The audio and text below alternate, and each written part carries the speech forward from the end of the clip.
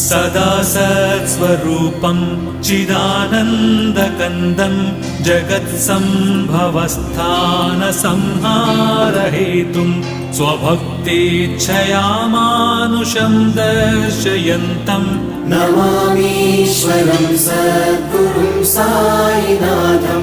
नमामीश्वरं सद्गुरुं साईनाथं भवद्वान्तविध्वंसमार्ताण्डमीड्यं मनोवागतीतं